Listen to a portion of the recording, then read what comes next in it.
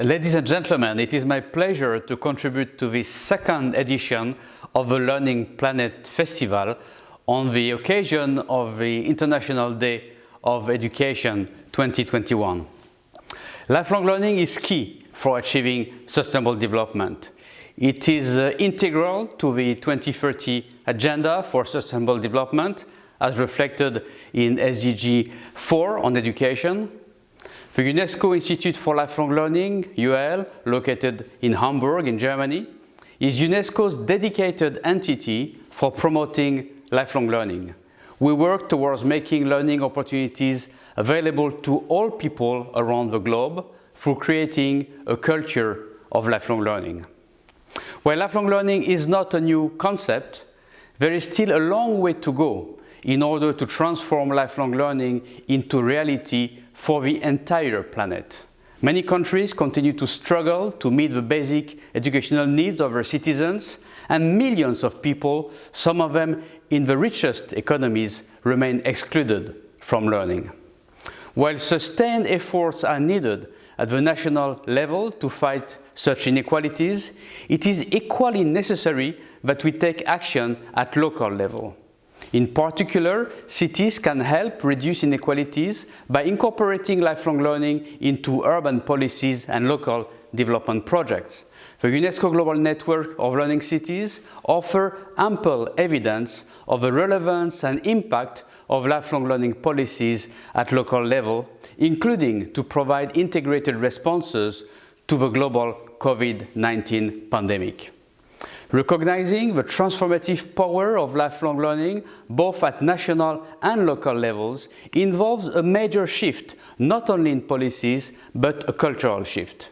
At the core of this movement is the recognition of learning as a human right, a right that should eventually guarantee the continuity of learning throughout life for all. Furthermore, it should also be viewed as a public good, which involves caring for oneself, for others, and for the planet. In a recent UL report called Embracing a Culture of Lifelong Learning, 12 international experts representing various disciplines argue that creating a global culture of lifelong learning will be key to addressing the challenges faced by humanity: the climate crisis, technological and demographic changes, not to mention the challenges posed by the COVID-19 pandemic and the inequalities it has exacerbated. The report calls on the international community to treat education as an asset for individuals and society, and to recognize lifelong learning as a new human right. It also outlines the profound transformations needed in order to achieve lifelong learning for all, and the role of relevant stakeholders, national and local governments, schools and universities, non-formal education providers, employers, and civil society organizations, to name but a few. The report also discusses the role of digital technologies in transforming the ways in which people acquire knowledge and skills. These new digital devices and services have great potential for expanding learning and enabling people to learn anywhere at any time. But they also carry a number of risks regarding inequalities and the recognition of lifelong learning as a public good.